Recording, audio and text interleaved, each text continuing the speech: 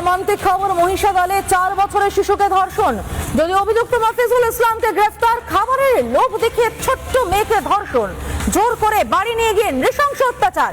মাফিজুলের শাস্তির দাবিতে বিক্ষোভ, হলদিয়া মেচেদা জাতীয় সড়ক অবরোধ, রাস্তায় আগুন জ্বালিয়ে বিক্ষোভ। ঘটনাস্থলে মহিষাদলের বিজেপি বিধায়ক সুভাষ পাজা।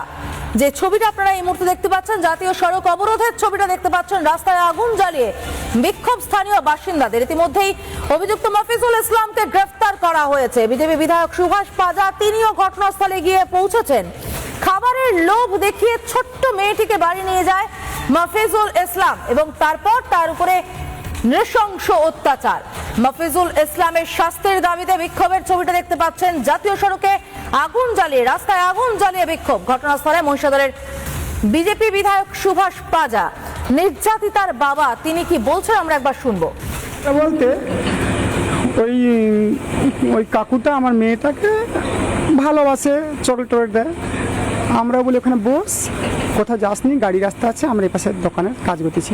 আমার স্ত্রী করি তুমিও যাও না, বাচ্চারা বদমাশি করতেছে, দাদুর কাছে যে বুঝো, বাচ্চারা তাহলে তোমার সঙ্গে থাকবে। মাঝে দুদিন উনি হঠাৎ করে না বলে আমার মেয়েকে ওনার বাড়িতে নিয়ে গেছে। 8:30টার সময় আজকে আমার দোকান তাড়াতাড়ি ব্যবসা হয়ে গেছে, আমি গুছাচ্ছি, উনিও দোকান বন্ধ করে আমার মেয়েটাকে নিয়ে সাইকেল নিয়ে হাটের দিকে নেমে গেল। 9টা বেজে গেছে, 8:30টায় নিয়ে গেছে, 9টা বেজে গেছে নিয়ে আসছে।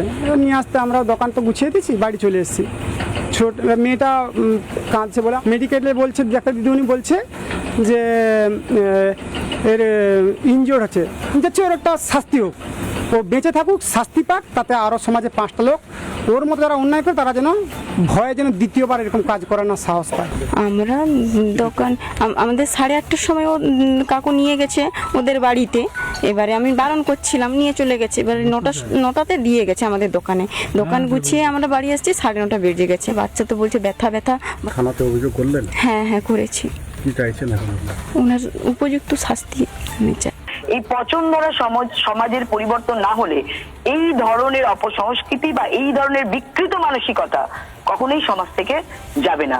সেই জন্য আমরা এই ধরনের ব্যক্তিদের চিহ্নিতকরণ এবং কঠোর থেকে কঠোরতম শাস্তি দাবি করি। পরিবারের সঙ্গে দেখা করবেন, পরিবারের পাশে গিয়ে দাঁড়াবেন?